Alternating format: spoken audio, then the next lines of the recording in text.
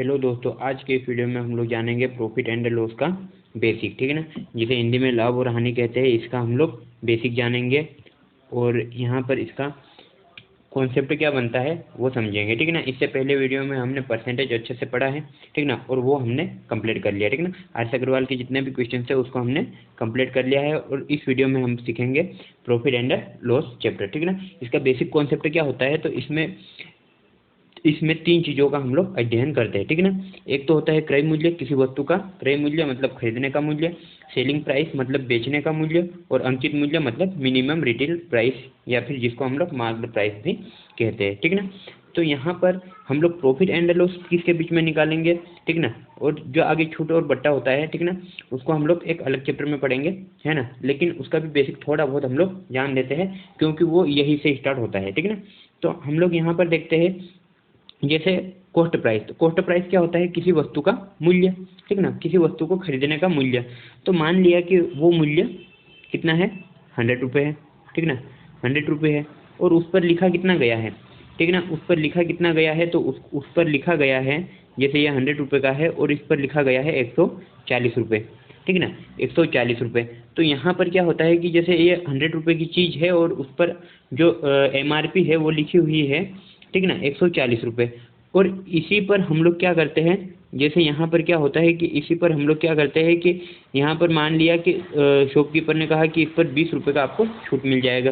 तो ये चीज़ कितने की पड़ेगी, 120 रुपये की, ठीक ना। तो 100 रुपये की चीज़ कितने में बेची, 100 रुपये की चीज़ यहाँ पर बेची गई है 120 रुपये में, ठीक ना, 120 रुपये में। मतलब यहाँ पर हुआ क्या है, ठीक ना, मतलब यहाँ पर हुआ क्या है कि 20 रुपये का यहाँ पर प्रॉफिट हुआ है, लाभ हुआ है, ठीक ना। तो यहाँ पर इसके बीच में हम क्या पढ़ेंगे, ठीक ना, इसके बीच में हम लोग पढ़ेंगे ये प्रॉफिट एंड लॉस, ठीक ना। प्रॉफिट एंड लॉस जो कि क्रय मूल्य और विक्रय मूल्य के बीच में होता है, ठीक ना। और छूट या बट्टा, ठीक ना, जिसे इंग्लिश में डिस्काउंट भी कहते हैं, डिस्काउंट, ठीक ना, छूट या फिर बट्टा, ये होता है विक्रय मूल्य और अंकित मूल्य के बीच में, जहाँ पर हम लोग छूट देते हैं। तो यहाँ और यहाँ के बीच में क्या हो गया, ठीक ना, ये इसके बीच में हो गया है प्रॉफिट एंड लॉस, ठीक ना। यदि 20 रुपये हानि पर बेचती तो वो कितने में बेचती, 100 रुपये की चीज़ 80 रुपये में बेचती, ठीक ना, 80 रुपये में बेची होती। और यहाँ पर क्या होता है, यहाँ पर होता है डिस्काउंट या बट्टा, ठीक ना।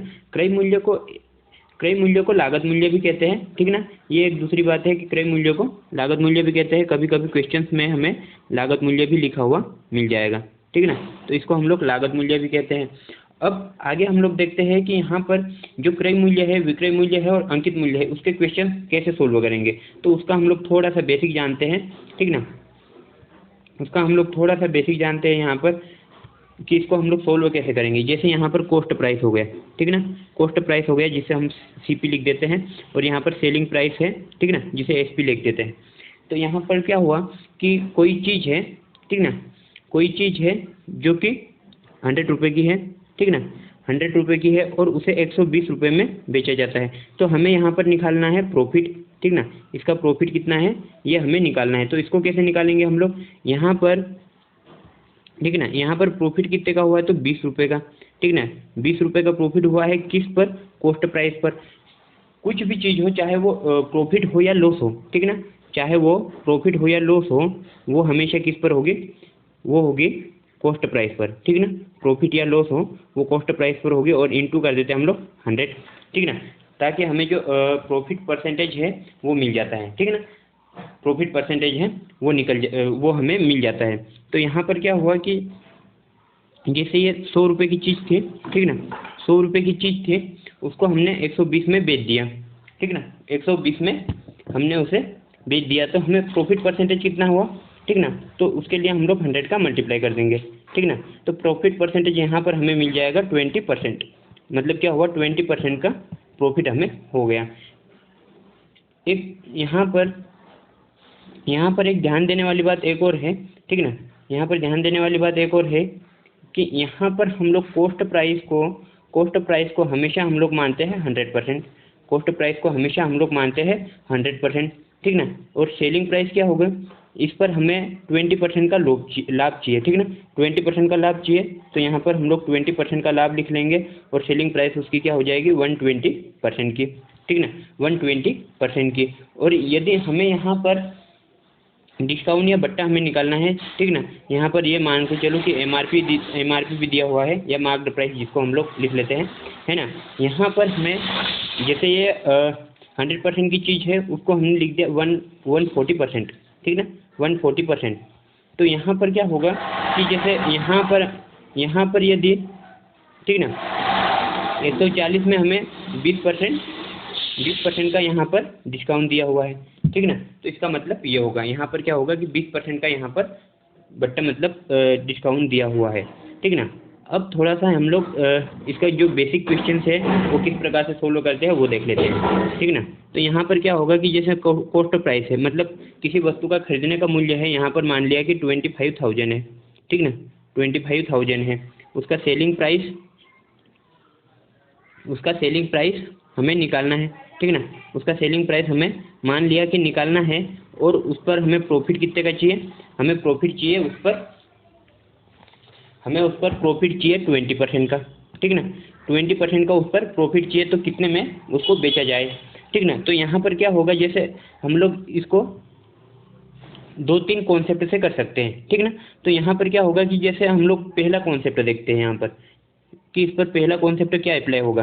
तो पहला कॉन्सेप्ट देखते हैं यहाँ पर, जैसे 25,000 है, ठीक ना, 25,000 है, और 25,000 पर हमें 20% का प्रॉफिट चाहिए। तो यहाँ पर लिख लेंगे हम लोग 20%, जिसका कि फ्रैक्शन वैल्यू होता है 1/5, ठीक ना। परसेंटेज में हमने इसको अच्छे से पढ़ा है। तो यहाँ पर 20% का फ्रैक्शन वैल्यू होता है 1/5। तो यहाँ पर हमें प्रॉफिट कितने का होगा, तो प्रॉफिट होगा यहाँ पर हमें 5,000 का, ठीक ना। 5,000 का प्रॉफिट होगा, तो हम उस वस्तु को 25,000 की चीज़ को कितने में बेचेंगे। तो यहाँ पर हम लोग क्या करेंगे, 25,000 प्लस 5,000 इज इक्वल टू ये चीज़ कितने में बेची जाएगी, ये चीज़ बेची जाएगी 30,000 में, ताकि इस पर 20% का प्रॉफिट कमाया जाए, ठीक ना। यहाँ पर जो दूसरा मेथड होगा वो क्या होगा, ठीक ना, वो जो दूसरा मेथड होगा वो क्या होगा, यहाँ पर वो होगा जैसे यहाँ पर सेकंड मेथड है ना। तो यहाँ पर क्या चाहिए कि 25,000 पर 20% का प्रॉफिट चाहिए, ठीक ना। और हम यहाँ पर कॉस्ट प्राइस, जैसे यहाँ पर कॉस्ट प्राइस दिया हुआ है, तो हर चीज़ का मूल्य अपने आप में 100% होता है, मतलब कॉस्ट प्राइस क्या होता है, 100% होता है, ठीक ना। तो यहाँ पर क्या करेंगे, इनटू में 100%, और इस पर 20% का प्रॉफिट चाहिए, तो हम लोग लिख देंगे इसमें प्लस में 20%। मतलब यहाँ पर क्या होगा कि हमें चाहिए 20% का प्रॉफिट, है ना। तो हर चीज़ अपने आप में 100% होती है, और 100 पर 20% का प्रॉफिट चाहिए, तो यहाँ पर इसको लिख लेंगे हम लोग 120%। और इसको यदि हम लोग सोल्व कर लेते हैं तो हमारा आंसर डायरेक्ट आ जाएगा, ठीक ना। तो यहाँ पर इसको सोल्व कर लेते हैं हम लोग, तो ये यहाँ पर हो जाएगा, जैसे ये परसेंटेज से ये 2 जीरो कैंसिल हो जाएगा, ठीक है ना। और यहाँ पर ये हो जाएगा 2 जीरो, तो वैसे ही आ जाएगी। 12 पंजे 60 की शून्य, कैरी का 6, 12 दूनी 24, 24 और 6 कितना हो जाएगा, 30,000। तो जो चीज़ हमने यहाँ पर इस प्रकार से निकाली है, वही चीज़ उसी चीज़ को हम लोग यहाँ पर इस टाइप से निकाल सकते हैं, ठीक है ना। यहाँ पर जैसे 25,000 का डायरेक्ट 120% की कर दिया, तो यहाँ पर हमें सेलिंग प्राइस मिल जाएगा, ठीक है ना। अब तीसरी मेथड इसमें क्या होती है, तीसरी मेथड होती है यहाँ पर रेशो कॉन्सेप्ट, ठीक है ना। तो रेशो कॉन्सेप्ट को यहाँ पर कैसे अप्लाई करते हैं, तो वो हम लोग देखते हैं रेशो कॉन्सेप्ट, ठीक है ना। रेशो कॉन्सेप्ट यहाँ पर हमें चाहिए 20% का लाभ, ठीक ना, 20% का लाभ चाहिए। तो यहाँ पर क्या होगा, 20% की फ्रैक्शन वैल्यू होती है 1/5। तो यहाँ पर जो नीचे वाला है ये क्या है, ठीक ना, ये 5 है, ये क्या है, ये कॉस्ट प्राइस है, ठीक ना। इसे हम लोग हमेशा कॉस्ट प्राइस मानते हैं, और जो प्रॉफिट या लॉस होगा वो हमेशा इस पर होगा, ठीक ना, कॉस्ट प्राइस पर। तो कॉस्ट प्राइस इसकी क्या है, 5 है, और उसको 5 पर 1 का प्रॉफिट चाहिए, है ना, 5 पर 1 का प्रॉफिट चाहिए। तो यहाँ पर इसका कॉस्ट प्राइस और सेलिंग प्राइस क्या बनेगा, कॉस्ट प्राइस और सेलिंग प्राइस का यहाँ पर हमें मिल जाएगा रेशो, ठीक है ना, रेशो मिल जाएगा। तो कॉस्ट प्राइस यहाँ पर 5 है, 5 पर 1 का प्रॉफिट चाहिए, मतलब ये कितना हो जाएगा, 6, ये कितना हो जाएगा, 6।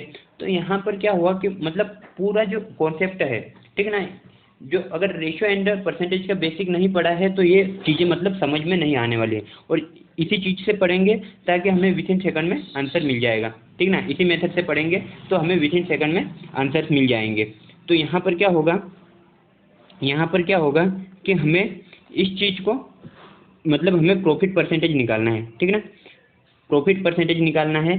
तो यहाँ पर ये मान के चलो कि ये जो 5 रुपये की चीज़ है उसको हमने बेचा है 25,000 में, ठीक ना, 25,000 में बेचा है। तो यहाँ पर हम क्या करते हैं कि यदि कॉस्ट प्राइस इसका 25,000 है तो कॉस्ट प्राइस से इसको डिवाइड भी कर देते हैं, ठीक ना। तो यहाँ पर ये कितना हो जाएगा, यहाँ पर हो जाएगा ये 5,000 और सेलिंग प्राइस हमें चाहिए तो 6 से मल्टीप्लाई कर देंगे, ठीक ना। इसको हम लोग कुछ इस प्रकार से भी देख सकते हैं, जैसे ये 25,000 दिया हुआ है और यहाँ पर दिया हुआ है कॉस्ट प्राइस और सेलिंग प्राइस का रेशो, ये कितना है 5:6, ठीक ना, 5:6। कॉस्ट प्राइस यहाँ पर कितना है 25,000 है, ठीक ना। कॉस्ट प्राइस यदि 25,000 है तो हम कॉस्ट प्राइस से ही इसको डिवाइड कर देंगे, ठीक ना, कॉस्ट प्राइस से ही डिवाइड कर देंगे, मतलब 5 से ही डिवाइड कर देंगे। और हमें क्या निकालना है सेलिंग प्राइस, तो 6 से इसको मल्टीप्लाई कर देंगे, ठीक ना, 6 से इसको मल्टीप्लाई कर देंगे तो हमें मिल जाएगा इसका कॉस्ट प्राइस। जैसे ये कितना हो जाएगा 25, ये हो जाएगा 5,000, ठीक ना, और ये 6 पंजे 30,000। तो इस प्रकार से भी हम लोग इसको कर सकते हैं, ठीक ना। तो कई जगह यहाँ पर हमें रेशो मेथड का यूज करना पड़ेगा, ठीक ना। यदि सिंपल परसेंटेज वैल्यू दी हो तो हम मेथड नंबर 1 और 2 का, ठीक ना, 1 और 2 का अप्लाई कर सकते हैं। लेकिन यदि यहाँ पर परसेंटेज वैल्यू फ्रैक्शन में आ गई, ठीक ना, परसेंटेज वैल्यू यहाँ पर यदि फ्रैक्शन में आ गई तो यहाँ पर क्या कर सकते हैं हम लोग, यहाँ पर रेशो मेथड का हमें यूज करना पड़ेगा, ठीक ना। जैसे यहाँ पर मान लिया कि 5 सही 1/5% हमें प्रॉफिट चाहिए, ठीक ना, हमें इस पर इतना प्रॉफिट चाहिए, या फिर ये इसका क्रय मूल्य है, विक्रय मूल्य है, ठीक ना। तो यहाँ पर इस प्रकार से हमें दिया हुआ रहेगा, ठीक ना। तो यहाँ पर हम चाहकर भी वो वाली मेथड नहीं यूज कर सकते, ठीक ना। कौन सी, हम फर्स्ट और सेकंड वाली मेथड, हमें रेशो मेथड ही उसमें यूज करना पड़ेगा, ठीक है ना। तो बाकी के कॉन्सेप्ट हम क्वेश्चंस के माध्यम से समझेंगे, और भी जो कॉन्सेप्ट है नए नए, ठीक ना। तो यहाँ पर इसका जो बेसिक कॉन्सेप्ट है वो हम कंप्लीट करते हैं, और बाकी का जो आगे आने वाले वीडियोस है, ठीक ना, उनमें क्वेश्चंस के माध्यम से हम बेसिक कॉन्सेप्ट और क्लियर करते जाएंगे। तो मिलते हैं नेक्स्ट वीडियो में, तब तक के लिए बाय, जय हिंद।